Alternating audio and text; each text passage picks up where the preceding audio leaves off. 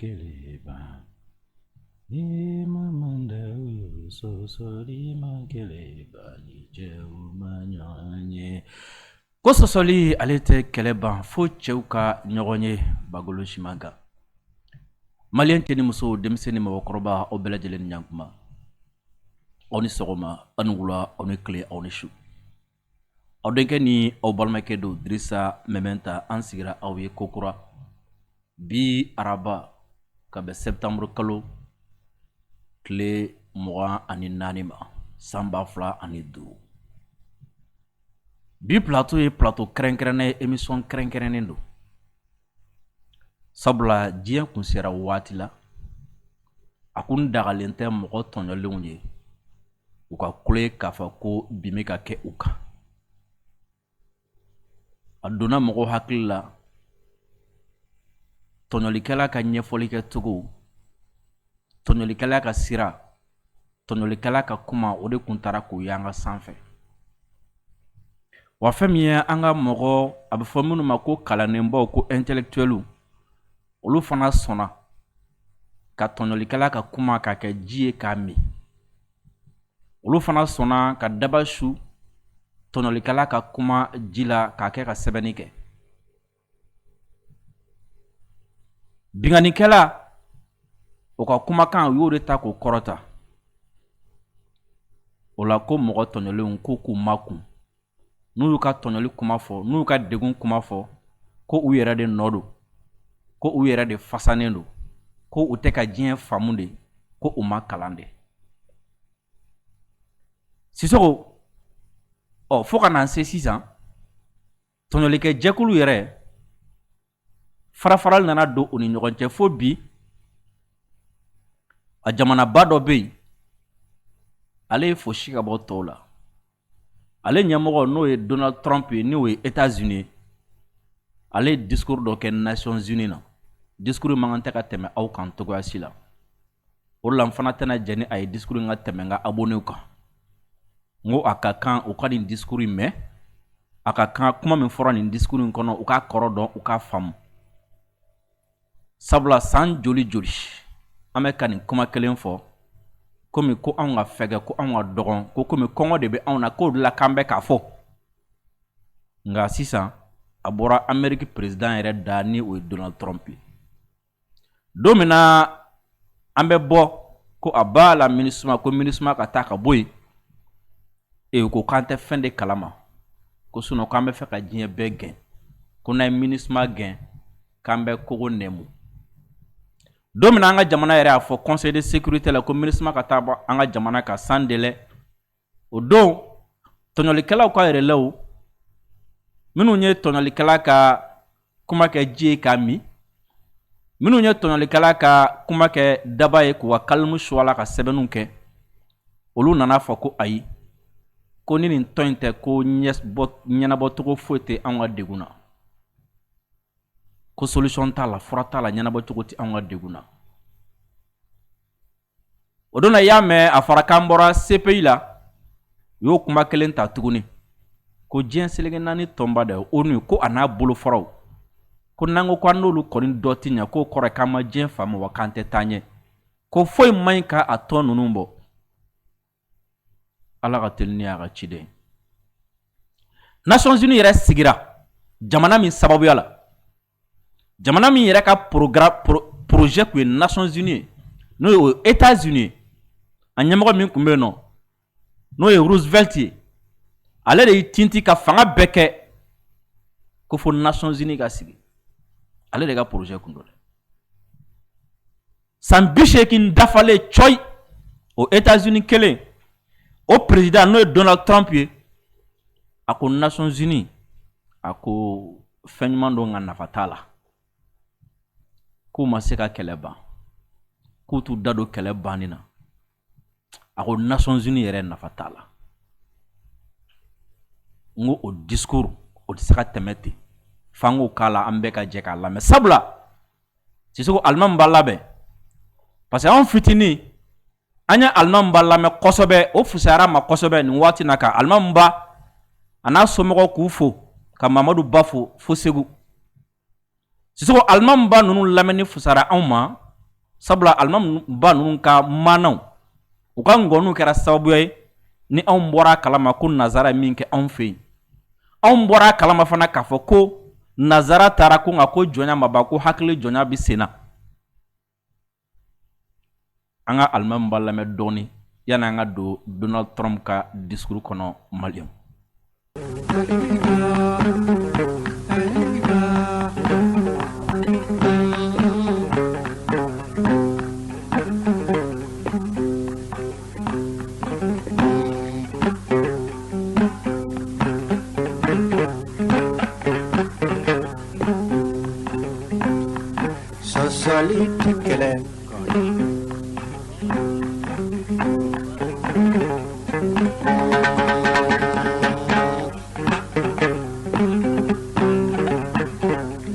Jeli ko ni yɔrɔ ma ko sɔsɔli kɛlɛ b'a ni cɛw ma ɲɔgɔn ye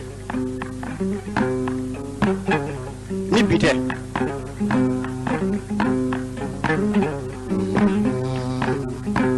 cɛ bɛɛ y'i kungo taa ɲɔgɔn dɔn ni bi tɛ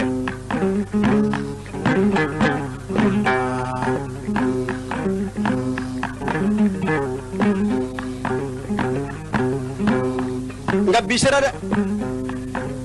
ko jɔnw labilala ko maaw labilala bɛɛ ta yɛrɛ tiɲɛ don nazaraw de y'o kɛ o maaw labilala farikolo de labilala n'o tɛ an ma labila an bɛ jɔnya minɛ o ka jugu farikolo jɔnya bari an hakili b'u bolo o m'o bila an ma labila dɛ.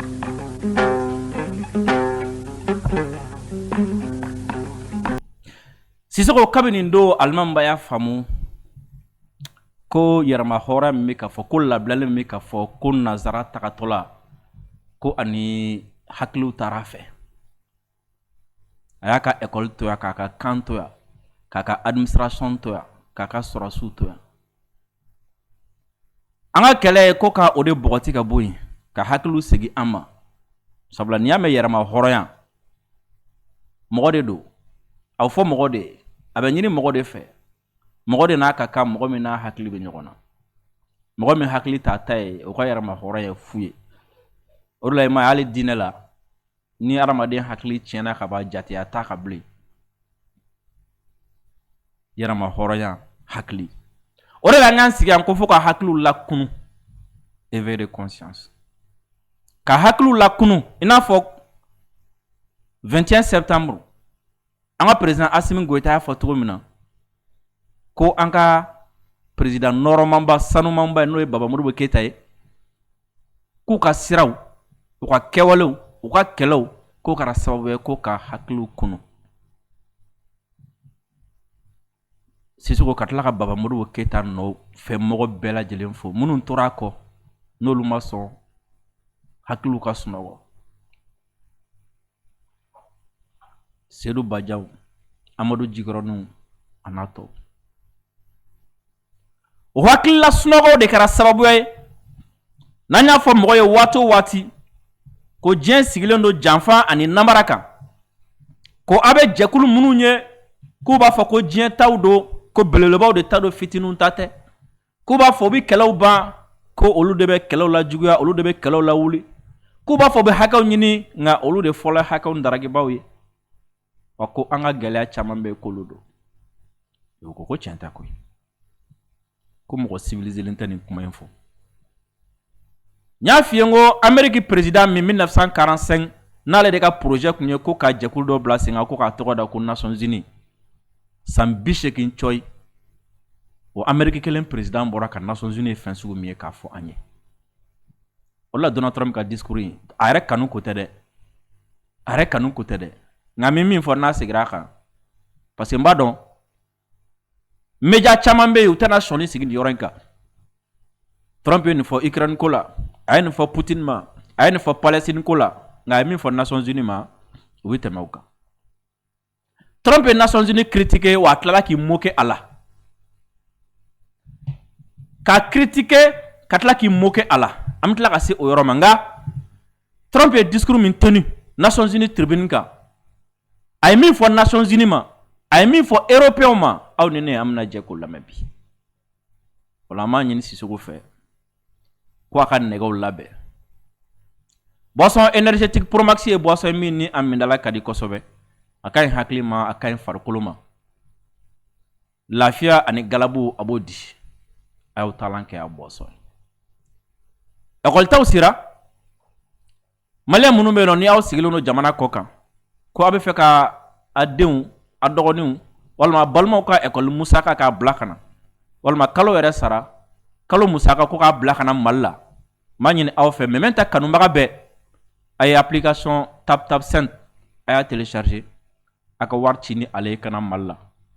a k'aw gɛlɛya n'a bɛ wari ci ni tap send ye a ka code promo ta a k'o utiliser aw bɛ bonus sɔrɔ aw siɲɛ fɔlɔ ne fana bɛ nafa sɔrɔ a la hiji tagalaw ni umra tagalaw ani mo magan tagalaw agence de voyage 7 village a bɛ aw jigiya kɔrɔ sɔnɔgɔya caman bɛ u fɛ yen wari dafalen tɛ e bolo ka kasabi bɔ yɔrɔnin kelen ka taga hiji walima ka taga umra la o tɛ baasi ye i bɛ se ka wari mara dɔɔni agence de voyage 7 village fɛ fo ka taga dafa e yɛrɛ bɛ fɛ ka voyager ka taga hiji la e bɛ jamana min kan Mali tɛ yen ko ka gɛlɛ i ma i bɛ fɛ ka taga ni Mali agence ye agence de voyage 7 village o fana nɔgɔya ma i dan ye k'u wele n'i y'u wele a b'a ko bɛɛ lajɛlen ɲɛnabɔ a ma se e ka na Mali la bilen dɛ a bɛ ɲɔgɔn sɔrɔ Makan e dan ye dɔrɔn ka avion ta ka taa i bɛ taa sɔrɔ o ko bɛɛ lajɛlen ɲɛnabɔ ye wa y'aw gɛlɛya aw minnu bɛ fɛ ka taga hiji la décembre kalo ban yɔrɔ yɔrɔ a ka sɔrɔ aw inscrit la n'o tɛ hiji ko a bɛ gɛlɛya aw ma kosɛbɛ sisan nin waati na an bɛ don an ka laɲini kɔnɔ Donald Trump an bɛ a ka discours an bɛ taa n'a ye dɔɔni sɛdɛ fɔɲɔn ka walawala walasa tile o ka bɔ an ka taa.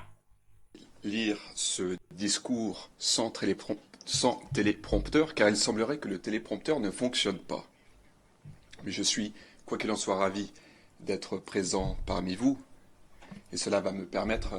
d'improviser et de parler plus librement. Mais en tout cas, je pense que les techniciens vont peut-être perdre leur travail.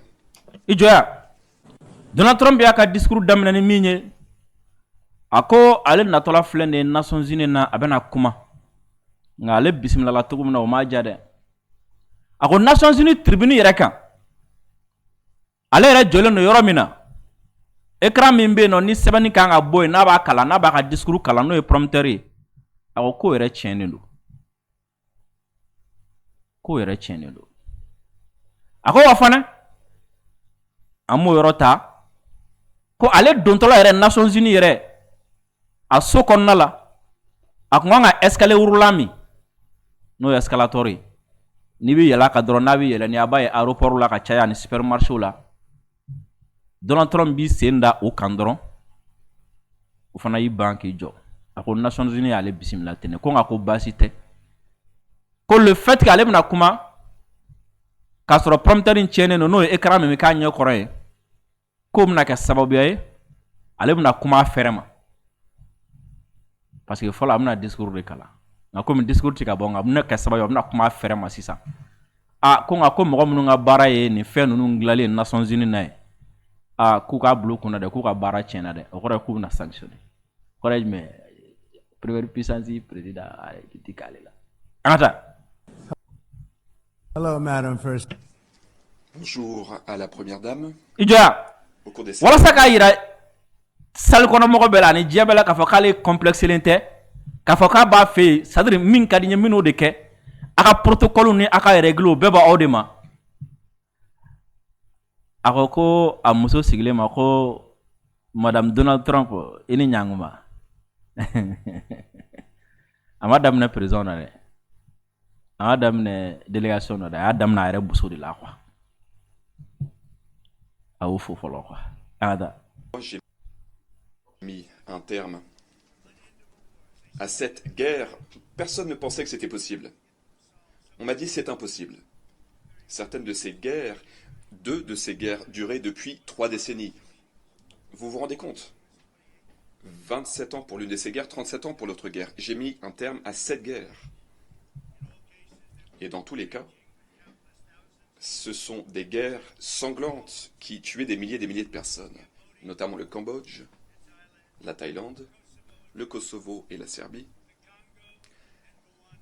le Congo et le Rwanda. C'était une guerre, mais extrêmement violentes. Le Pakistan et l'Inde, Israël et l'Iran, l'Égypte et l'Éthiopie, et l'Arménie et l'Azerbaïdjan. Tous ces pays étaient concernés. Aucun président, aucun premier ministre, et à vrai dire, aucun pays au monde n'avait jamais fait une chose pareille. Et je l'ai fait en l'espace. Alors ko ale nale ni sisan cɛ n'o fɔ n ko an mago bɛ yɔrɔ min na discours la an y'o de ta ka na ko ale nale ni sisan cɛ ale Donald Trump ko ale kɛlɛ 7 de ban ko kɛlɛ 7 la ko kɛlɛ 2 b'a la k'olu bi senna a ka ca ni san 30 ani kɔ ye ko kelen bɛ yen nɔ o kɛlɛ o ye san 27 kɛ kɛlɛ kelen bɛ yen k'o ye san 37 de kɛ senna ko Cambodge ni Thailand ni ɲɔgɔn cɛ o kɛlɛ a y'o ban Serbie ni Kosovo ni ɲɔgɔn cɛ a y'o kɛlɛ ban Israël ni Iran ni ɲɔgɔn cɛ k'a ye fɔ ka bɛn kɛ Pakistan ni Inde ni ɲɔgɔn cɛ k'a ye fɔ ka bɛn kɛ ani yɔrɔ caman ko ni kɛlɛ ninnu u ye ni caman bɔ o kun bɛna kɛ sababu ye ka ni caman de bɔn tuguni nka ale nalen ni sisan cɛ ale ni kɛlɛ ninnu ba a bɛ k'a daminɛ yɛrɛ fɔlɔ nka kuma ninnu kɔrɔ de b'a la dɛ parce que ale man kan tɛ ka k'a banna ye ou bien diɲɛ bɛɛ de jɛra ka tɔn dɔ sigi k'o tɔgɔ ye ko ONU diɲɛ bɛɛ représentelen bɛ conseil de sécurité b'a bolo fanga bɛ conseil de sécurité la ka se ka kɛlɛ ban assemblée générale bɛ fanga b'o la ka se ka directive yira kuma kɔrɔ min ye Nations Unies min sigira walasa kana kɛlɛ kɛ walasa ka kɛlɛ ban san 37 ni kɛlɛ ninnu bɛ yan a ma se k'a ban ale sera k'u ban kalo 7 an bɛ Nations Unies de kan diɲɛ bɛɛ dun bɛ yen o b'a yira k'a fɔ ko dɔn ŋaniya ma ye fan dɔ fɛ o b'a yira k'a fɔ ko Nations Unies tɛ k'a ka baara kɛ fan dɔ fɛ o b'a yira k'a fɔ ko Nations Unies tɛ k'a jɔyɔrɔ fa fan dɔ fɛ o an ka taa. Aucun pays au monde n'avait jamais fait une chose pareille. Et je l'ai fait en l'espace de 7 mois seulement. C'est du jamais vu. Du jamais vu. Et je suis vraiment honoré de l'avoir fait. Hélas, j'ai dû mettre un terme à ces guerres alors que j'aurais préféré que l'ONU le fasse. Et le fait est que, hélas, dans le cas de toutes ces guerres, les Nations Unies n'ont même pas essayé d'aider à résoudre ces conflits. J'ai mis un terme à 7 guerres. Je me suis entretenu avec les dirigeants de chacun de ces pays. Et je n'ai reçu aucun coup de téléphone de la part de l'ONU me proposant peut-être de m'aider à résoudre ces ko ale ni kɛlɛ ninnu ban kalo 7 kɔnɔna la ko mɔgɔ tɛ diɲɛ kɔnɔ min sera ka ɲɔgɔn kɛ yɛrɛ fɔ dɔɔni halisa ko alors que ko Nations Unies de kun kan ka nin kɛlɛ ninnu ban Nations Unies de kun kan ka nin kɛ a bɛ c'est à dire a jɔlen don Nations Unies de kɔnɔ aw de kun kan ka nin kɛ nin Nations Unies de ka baara a ma se k'a kɛ wa n'i ye nin kɛlɛ ninnu ban fana hali Nations Unies mana fɔ an ye fana k'a fɔ ko a bɛna fara an kan dɛmɛ ka kɛlɛ ninnu ban a ma se k'o fana kɛ ko hali Nations Unies kan wele k'a fɔ n ye ko an b'i dɛmɛ ka nin kɛlɛ ninnu ban k'u ma se k'o fana kɛ Nations Unies ma se k'o fana kɛ o tuma Nations Unies bɛ mun kama sisan an ka taa. Me proposant peut-être de m'aider à résoudre ces conflits. Le fait est que, à l'ONU, les escalateurs, les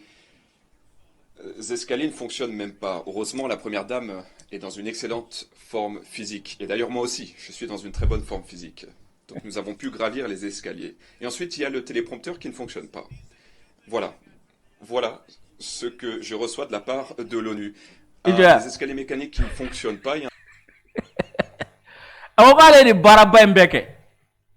Nations Unies de kun kan ka nin kɛ a ma se k'a kɛ ale y'a kɛ o m'ale dɛmɛ o ma fara ale kan hali mu ale wele k'a fɔ a ye ko an bɛ fɛ ka i dɛmɛ k'a kɛ ko ONU y'ale sara mun na escalier kolon ani écran kolon k'u y'ale sara o de la quoi ko n'a sɔrɔ ni ale muso n'o ka kɛnɛya kun tɛ ale n'ale yɛrɛ ka kɛnɛya kun tɛ k'a kun bɛ gɛlɛya bi u kun nana se ka sali sɔrɔ u kun na se ka yɛlɛ escalier fɛ ko nka k'ale ka kɛnɛya muso ka kɛnɛ u sera ka taama ka yɛlɛ escalier la sisan ko yala an ka tɛmɛ taa yɔrɔ ni image yira an na de n y'a image ci mɔ a bɛ escalier da la yɔrɔ min na escalier bloquera n'a ye yɔrɔ min na ani première dame ye yɔrɔ min na n'a ma se ka taa nous obligera qu'à travailler. Son entrée en scène avait mal commencé. À la seconde où Donald Trump pose le pied sur l'escalator, il cesse de fonctionner. Une fois à la tribune, les prompteurs ne s'allument pas, de quoi le rendre plus bravache que jamais. Sa première flèche va à l'Organisation des Nations Unies. Voilà tout ce que je reçois de l'ONU. Un escalator en panne et un prompteur éteint. Merci. Son entrée en scène avait mal commencé. Alors ko ale sara kɛra min ye ONU fɛ dɔrɔn k'o ye nin de ye Sisoko. An ka taa. Lire ce discours sans téléprompteur, car il semblerait que le téléprompteur ne fonctionne pas. Mais je suis, quoi qu'il en soit, ravi. Ce que je reçois de la part de l'ONU. Des escaliers mécaniques qui ne fonctionnent pas et un téléprompteur éteint. Merci beaucoup. Bon, le téléprompteur fonctionne désormais, merci. Bon, je pense que je devrais me contenter de lire mon discours de toute façon, merci. Bon, le fait est qu'à l'époque, j'étais occupé, je m'efforçais donc de mettre un terme à ces guerres et de sauver des millions de vies, mais ensuite j'ai pris conscience du fait que l'ONU n'était pas là. Il n'était pas là. J'y ai réfléchi après avoir mis un terme à ces conflits, et non pas pendant les négociations, des négociations loin d'être aisées. Ceci étant dit, quel est l'objectif de l'ONU? L'ONU a un tel potentiel, et je l'ai toujours dit. L'ONU a un énorme potentiel. Mais l'ONU, hélas, n'est pas à la hauteur des attentes, loin de là. En tout cas, c'est le cas aujourd'hui. Les Nations Unies... Ako wati mina ale bi ka ale kun occupé le no kani kɛlɛ ninnu ban. A tila ka ɲininkali yɛrɛ kɛ ko kuma ONU yɛrɛ a ka laɲini ye jumɛn a sigikun ye jumɛn ka laɲini ye jumɛn a sigikun ye jumɛn ko alors que n'i y'a jateminɛ ONU filɛ nin c'est-à-dire tellement que fɛn dɔ ni daw b'a bolo garijɛgɛw b'a la fɛn ɲɛnamaw bɛ se ka kɛ ni minnu ye quoi ko nka ko jigilatigɛ ko don ko ONU bilama foyi tɛ ti foyi ɲɛ a bilama ti foyi ɲɛ nafa t'a la foyi Sisoko n tɛ ne ka kuma ye dɛ nin ye ONU sigibaa de ka kuma ye anw tɔw kun t'a la namugulasogo ye minnu kun jigi dalen b'a kan ni ne ye miiri bi waati min na ninnu bɛ k'a fɔ ONU ti foyi ye k'u yɛrɛ b'a bɛɛ dilan n'u yɛrɛ o waati kelen de bɛ farafin président dɔ ye Nations Unies kan n kun ɲɛ bɛ dɔw yɛrɛ la bi ko fo place dɔ ka di farafinna ma conseil de sécurité la n ko est ce que a ti kunu ka bɔ sunɔgɔ la ten wa han a ti kunu ka bɔ sunɔgɔ la farafinna ka fara ɲɔgɔn kan k'a ka jɛkulu sigi han BRICS sɔmina k'a fɔ ko ONU ti foyi ɲɛ fɛn o fɛn man di occidentaux ye k'a tɛna kɛ fɛn o fɛn tɛ occidentaux ka intérêt k'a tɛna kɛ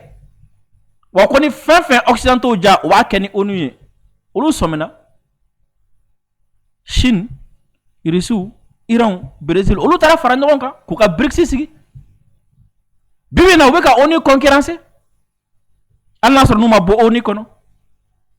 a G7 G20 kirika u bɛ k'a bɛɛ concurrencer u bɛ k'a bɛɛ jɔ u sago bɛ ka sɔrɔ halisa farafinw de sigilen don k'u bɛ ka girin-girin o ONU de conseil de sécurité nɔfɛ fɛn min tɛ ka fɛn ɲɛnabɔ bilen a jɔlen don han an kana taa yɔrɔ jan dɛ parce que n'an taara yɔrɔ jan bi denmisɛnninw tɛna fɛn faamu a la Sisoko k'a daminɛ 2010 la ka na se 2025 ma ONU ye kɛlɛ joli ban diɲɛ yɔrɔ jumɛn parce que n'an taara kɔfɛ mɔgɔw tɛn'o faamu o ye kɛlɛ joli ban kɛlɛ joli wulila ka bɔ 2010 la ka na bi la o ye kɛlɛ joli ban mɔgɔ joli sara diɲɛ kɔnɔ foyi halisa a bɛ girin na o de nɔfɛ an ka taa. Semble se contenter de rédiger des lettres, mais ensuite tout cela reste lettres mortes. Ce sont des vœux pieux, et cela ne permet pas de résoudre des guerres. La seule façon de résoudre des guerres... Ko amero mina na fo bi ko ONU kelen do ka isigi dɔrɔn k'i ta kɛ bataki ci dɔrɔn ye e ko bataki bɛ kɛlɛ ban ko walasa ka kɛlɛ ban k'i bɛ wuli k'i jɔ de aw sigilen don u ti ka foyi kɛ u kelen do u dan ye dɔrɔn ka batakiw ci sɛbɛnniw kɛ dɔrɔn bataki dɔ cira nin ma rapport dɔ kɛra yan fɛ foyi an ka taa. Cela ne permet pas de résoudre des guerres. La seule façon de résoudre des guerres, c'est d'agir. Après avoir mis un terme à toutes ces guerres, après avoir négocié les accords d'Abraham, et ce n'est pas rien. Et d'ailleurs, personne ne nous a remerciés. De toute façon, on ne nous remercie jamais.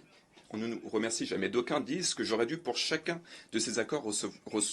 j'aurais dû reçu le prix Nobel de la paix. Mais moi, ce que je souhaite véritablement, c'est que les enfants puissent grandir dans la paix, car des millions de personnes dans tous ces pays ne seront plus tuées dans ces guerres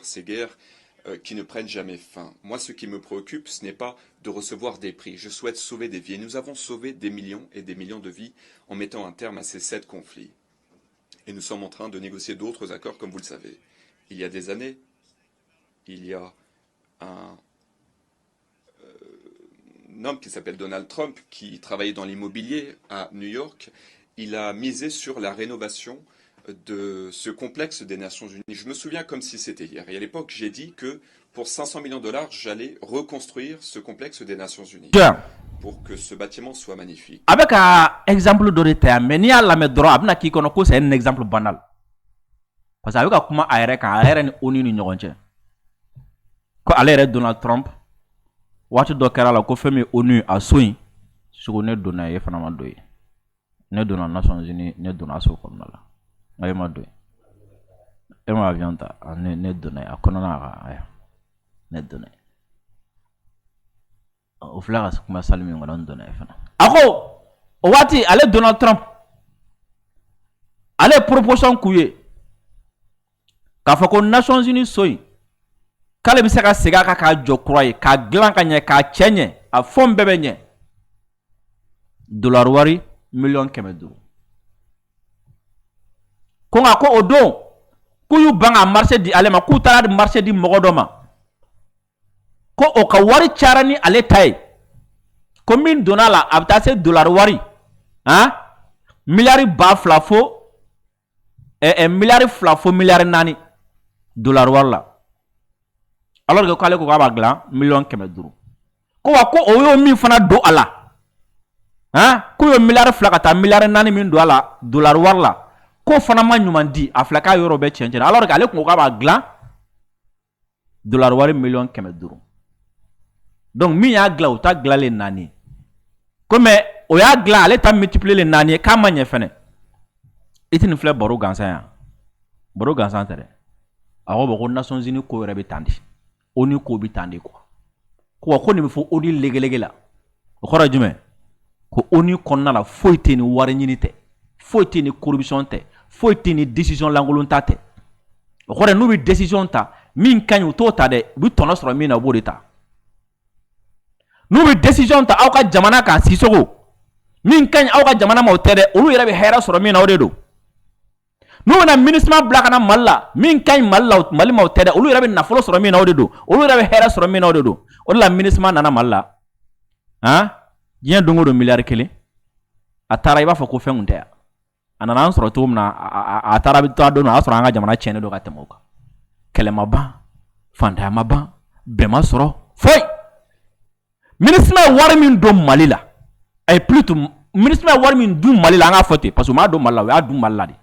ministre ye wari min dun Mali la Sisoko n'i y'a fara ɲɔgɔn kan a bɛ Mali bɛɛ lajɛlen ci k'a jɔ nka san 11 a bɛɛ taara u yɛrɛ sara anw bɛ so minnu ta yan nɔ 20,000 ministre baarakɛlaw b'a ta miliyɔn 1 miliyɔn 2 kalo la a yɔrɔ dɔw la o ni sotigi dɔw bɛ bɛn a kan bɛɛ b'a ta sɔrɔ a la dumuni min bɛ sa 100 ministre b'a sa 400 ou bien 500 o ka ji kun tɛ bɔ yan caman ka ji kun tɛ bɔ yan tajiw bɛ bɔ kɔfɛ ka na mobile o ye dɔ ka marché taji o ye dɔ ka marché dumuni o ye dɔ ka marché sojɔ o ye dɔ ka marché c'est-à-dire marché mondial de don quoi bɛɛ de bɛ taa don a la J'allais reconstruire ce complexe des Nations Unies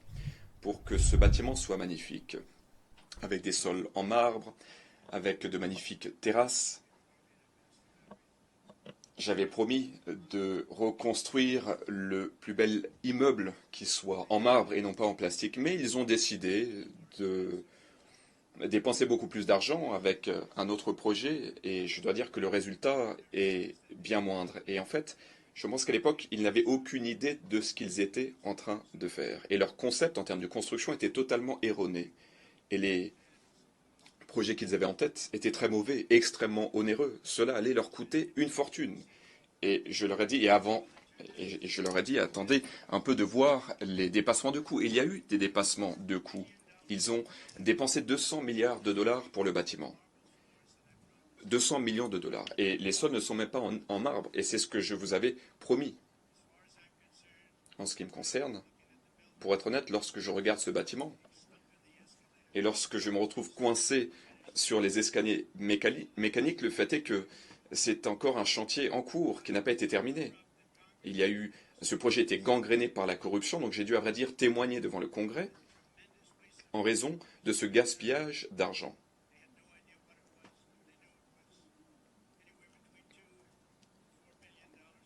Entre 2 et 4 milliards ont été dépensés au lieu des 5 millions prévus. Moi, je leur ai dit, cela va vous coûter beaucoup plus que 500 millions de dollars. Mais hélas, à l'ONU, eh bien, c'est un problème permanent. Et d'ailleurs, c'est un problème que l'on observe à plus grande échelle encore. Et c'est très triste. Je ne sais pas si l'ONU est à même de jouer un rôle productif. Moi, je suis présent ici pour vous tendre la main, pour vous proposer l'amitié des États-Unis. Et je tends la main à tous les pays dans la salle, chaque pays disposé à travailler avec nous afin de bâtir un monde plus prospère, un monde plus sûr.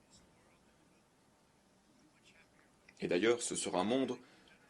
beaucoup plus heureux. Nous pouvons bâtir un avenir plus radieux. C'est à notre portée. Mais pour cela, nous devons rejeter les méthodes qui se sont révélées erronées. Nous devons travailler main dans la main pour relever les plus grands défis de l'histoire de l'humanité. Nous devons travailler sans relâche pour mettre un terme au massacre en Ukraine. Et j'ai donc, comme vous le savez, mis un terme à 7 conflits. Et je pensais que l'Ukraine, ce serait le plus simple à résoudre, car j'ai une très bonne relation avec Vladimir Poutine. Je pensais que le conflit ukrainien serait simple à résoudre. Mais en temps de guerre, on est toujours surpris. Il y a de bonnes surprises, parfois de mauvaises surprises. Tout le monde pensait que la Russie allait gagner cette guerre en l'espace de 3 jours. Mais ce n'est pas ce qui s'est passé. Ces escarmouches ne devaient pas durer longtemps, et je dois dire que cela ne contribue pas à la bonne réputation de la Russie. C'est plutôt l'inverse. Le fait est que Ako ale kɛlɛ wolonfila ban tout cela ni kun y'ale yɛrɛ ɲininka Rusi ni Ukraine ni ɲɔgɔn cɛ kɛlɛ o banni ka nɔgɔ ka tɛmɛ a bɛɛ kan sabula ka da ale ni Putin ni ɲɔgɔn cɛ bi cogo min na ale ni Putin ni cɛ bi cogo min na o ka surun cogo min na ko nka ko kɛlɛ kɔnɔna la ko balinako bɛ yen a balinako dɔw bɛ yen nɔ olu ye nisɔndiya ko ye balinako dɔw ka di balinako dɔw ka jugun ko n'i kun ye mɔgɔ caman ɲininka o b'a fɔ ko kɛlɛ k'a tɛna mɛn yɛrɛ ko se ɲɔgɔn ma dɔɔni dɔrɔn après a bɛ jɔ ko nka k'a ti ka ban ko nka ko kɛlɛ in k'a man ɲi Rusi tɔgɔ ma a ti tɔgɔ ja se Rusi ma a b'u tɔgɔ la nɔgɔ. Le fait est que tout cela aurait duré quelques jours seulement, ou quelques semaines, et pourtant ils se battent depuis 3 ans et demi. De 5 à 7 000 jeunes soldats, principalement de jeunes soldats, sont tués des deux côtés chaque semaine. De 5 000 à 7 000 jeunes hommes tués toutes les semaines. Ako abu mɔgɔ caman kɔnɔ ko kɛlɛ in waati ni kunkurun dɔrɔn k'a bɛna ban ko a bɛ san 3 ani kilan bɔ sanɔ kɛlɛ in a bɛ sen na ko kɛlɛ in dɔgɔkun o dɔgɔkun o denmisɛnnin sɔrɔsi ka bɔ 5,000 la ka taa 7,000 na ko de bɛ sa c'est-à-dire n'i ye fan 2 bɛ mɔgɔ salen fara ɲɔgɔn kan quoi sɔrɔsi denmisɛnnin 5,000 ka taa 7,000 na ko de bɛ sa.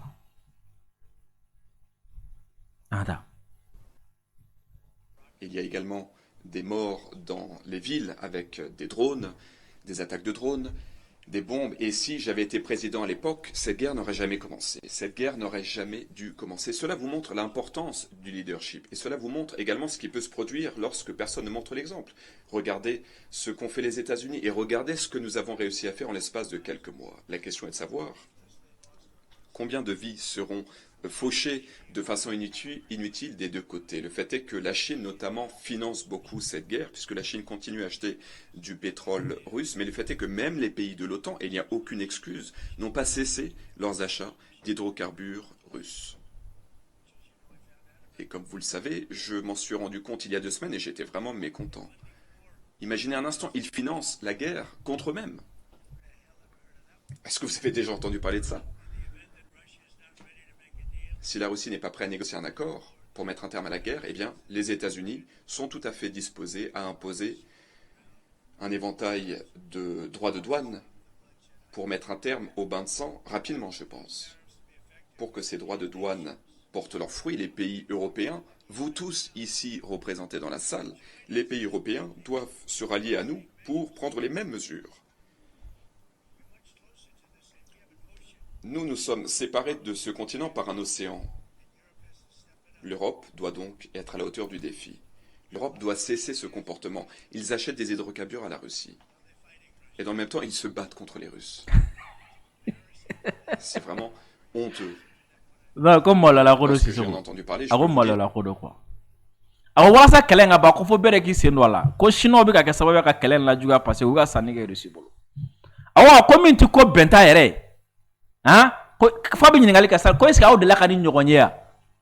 Ko OTAN min bi ka fɔ ko a bi ka Russie kɛlɛ, ko OTAN kelen bi ka tila ka taa sanni kɛ Russie bolo tuguni. Ka kɛlɛ la juga. U ma fɔ k'an ka fara Russie la. U ma fɔ k'an ka Russie ye ka to ya. O ko olu kelenw yɛrɛ o minnu min kɛlɛ ɲɛma dɛ ko Européens yɛrɛ ko y'a ko ni malola ko dɛ aw fɛn filɛ ni aw fɛn filɛ kɛnɛ in kan aw fɛn filɛ ni so in kɔnɔ aw yɛrɛ aw bɛ kuma na fan bɛɛ fɛ anw ni Russie cɛ ka jan anw ni Ukraine cɛ ka jan kɔgɔji de b'aw ni ɲɔgɔn cɛ mais aw bɔ aw ka da de la yen u b'aw kɛrɛfɛ aw de la ka ni ɲɔgɔn ye aw bɛ kɛlɛ min na kɛlɛ min b'aw kan aw yɛrɛ bɛ ka wari bɔ k'aw ka kɛlɛ lajuguya a b'o kɛ cogo di ko Européens yɛrɛ bɛ ka taga taji sa Russie bolo olu minnu kuma bɔ in na olu minnu b'a la Poutine dɔn ta Poutine bɔra ta an ka sanctionner diɲɛ bɛɛ k'i fara la u tɛ taa ballontan na u tɛ taa basket la u tɛ taa nin na u tɛ taa nin na bɛɛ k'u ye k'u to yen bɛɛ ka kɔ dɔw la aw yɛrɛ bɛ taa pétrole sa u bolo aw yɛrɛ bɛ taa taji sa u bolo ko nin ye malola ko ye ko nin bɛ kɛ cogo di a delila ka nin ɲɔgɔn ye han aw delila ka nin ɲɔgɔn ye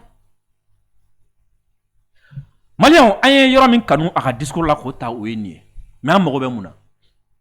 o de ka hakiliw la kunu ye k'a fɔ ko fɛn fɛn fɔra ko États-Unis nɔ t'a si la kuma t'o ye dɛ fɛn fɛn fɔra olu de tun b'a bɛɛ ɲɛma Nations Unies ka tiɲɛni olu de tun b'a bɛɛ ɲɛma wa olu de tun y'a tiɲɛnikɛlaw ye o la ni tɔw tun bɛna taa tiɲɛni min kɛ komi olu ye tiɲɛni ɲɛma ye tɔw u bɛ tɔw to yen ka taa u bɛɛ de jɛra k'a kɛ ɲɔgɔn fɛ dɛ n'a ye nin kuma in bɛɛ faamu o kɔrɔ ye jumɛn ko ONU tun ye suyatɔn de ye suyatɔn de kun don o kun bɛ taa jɛ ka fitininw de dun wa fitininw de kun b'u jigi da u kan k'u bɛna se ka dɔ ɲɛ olu ye k'olu ka gɛlɛya wuli k'u ka kɛlɛw ban k'a sɔrɔ olu yɛrɛ de bɛ kɛlɛ wuli fitininw fɛ yen wa n'u ko k'u bɛna na fɛn min ɲɛnabɔ u t'a ɲɛnabɔ dɛ u ka sɔrɔ bɛ min na o waati yɔrɔ de sera u tununa yɛrɛ i kɛra ko kuma i bɛ ONU tɔgɔ mɛn a la u ye mun ɲɛnabɔ u sera ka mun kɛ Inde ani Pakistan u ye mun kɛ MINUSMA san 11 Mali la a ye mun ɲɛnabɔ MONUSCO filɛ Congo san joli kɛlɛ banna u sera ka mɔgɔ bali fagali la mais nafa bɛ bɔ diɲɛ don o don ne bɛ fɛ ka min f'i ye quoi nin bɛɛ senfɛ ni farafinna ka kɛgun walima ni farafin jamana minnu ka kɛgun farafinna bɛɛ fɔlɔ n'u keguyara u tɛ bɔ Nations Unies na n'o ka d'u ye u bɛ se ka to a la yen nka u fara ɲɔgɔn kan ka jɛkulu dɔ de sigi jɛkulu min ka yɛrɛma hɔrɔnya b'a bolo jɛkulu min n'u bɛ se ka kuma ka ɲɛ jɛkulu min n'u ye décision min ta o kunna farafinna bɛɛ b'a fɔ nin y'anw ta ye wa an tɛ bɔ nin kan wa mɔgɔ si tɛ se k'a sɔsɔ parce que bɛɛ mago bɛ farafinna la ni farafinna ma se k'o kɛ ni farafinna jamana minnu sɔmina n'u ka kegun u b'o ɲɔgɔn de kɛ u b'o fara ɲɔgɔn kan de anw ko ta u t'u jigida ONU kan u t'u jigida Union européenne kan u t'u jigida mɔgɔ si kan parce que a si de t'a ɲɛnabɔ jɛkulu fɛn fɛn sigira i ONU o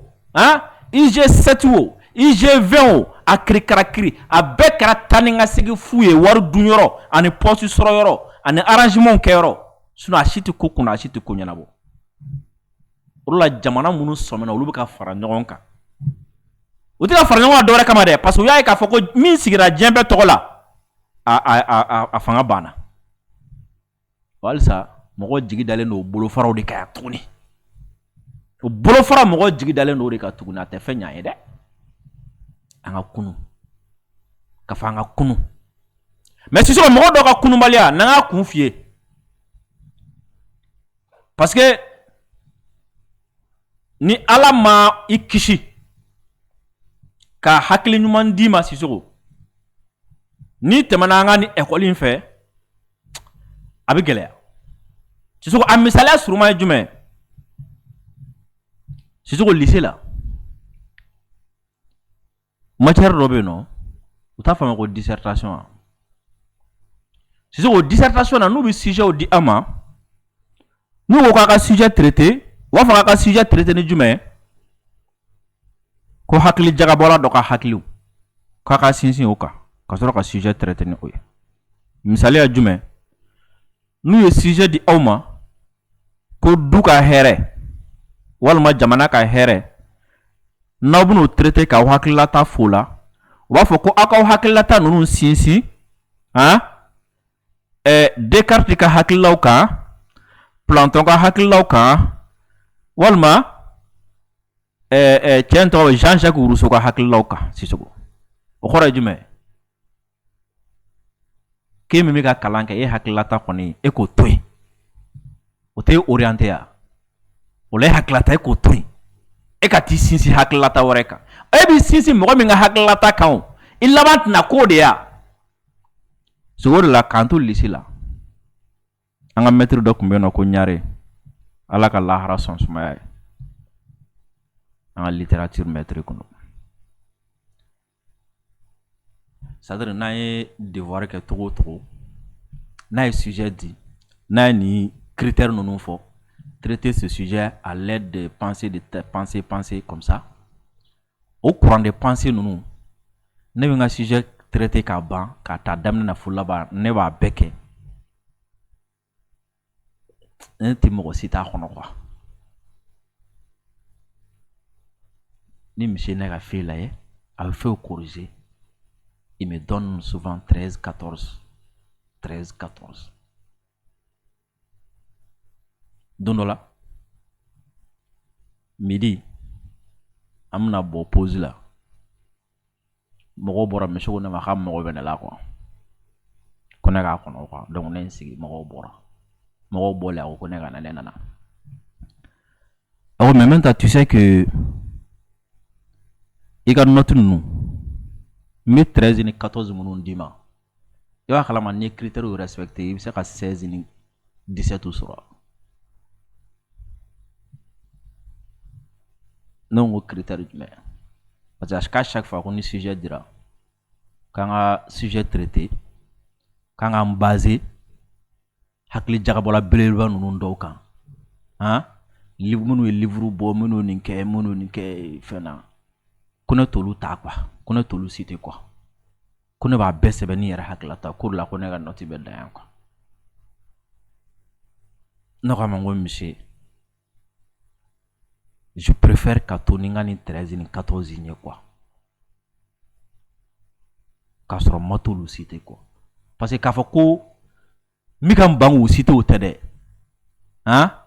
mais n'a ye devoir yɛrɛ de daminɛ quoi ni ne ye n ka fɛnw sɛbɛnni daminɛ quoi monsieur il est difficile pour moi ko ne hakili ka jigin olu la quoi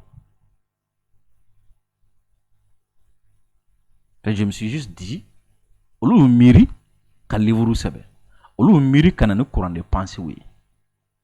jinɛw tɛ wɔkolow tɛ kiraw tɛ mɛlɛkɛw tɛ alaw yɛrɛ tɛ pourquoi ne fana kan ka n débarrasser ka bɔ n hakili la fo ka taga olu ka hakilitaw de ta ka nana ye donc ne tɛ se ka foyi justifier ni olu tɛ ya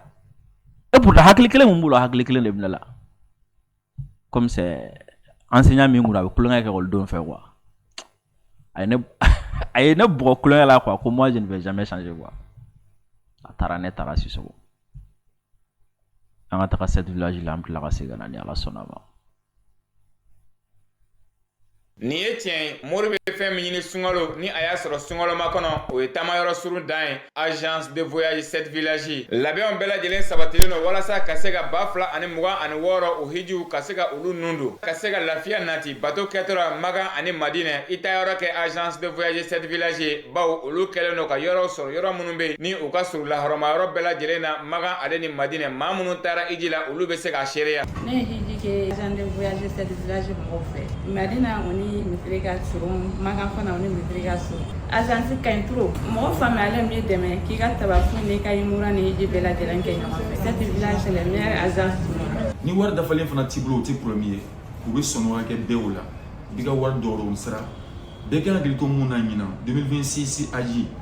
Saudiya ɲɛmɔgɔw ni Mali ɲɛmɔgɔw ka bɛnkanw na o inscription kan ka kɛ ka bɛn ka dafa ka bɛn ni décembre kalo tile 31 san 2025. Agence de voyage cette village kɛlen don ni ka labɛnw bɛɛ lajɛlen sabati i mana ye diɲɛ jamana o jamana kan ni malien passeport b'i bolo i k'a dɔn k'a fɔ i bɛ se ka i ka taama kɛ agence de voyage cette village fɛ. Agence de voyage cette village bolofara bɛ Mali marabolo bɛɛ lajɛlen kɔnɔ u wele nɛgɛjuru sira la 74 14 19 19 wali kelen 94 64 05 06 wali kelen 75 34 80 80. Agence de voyage cette village ko k'a bɛ dugawu kɛ ɲina hiji taga 2026 Ala k'a nɔgɔya alisilamɛden bɛɛ. Aw minnu bɛ yen nɔ ko aw bɛ fɛ ka to nanzara jamanaw fana kan ka wari ci ka na Mali la a ye fɛɛrɛ kɛ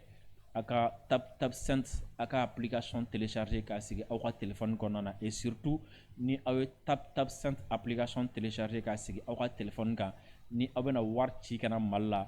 code promo mɛmɛ ta a ye o utiliser ni a ye tap sent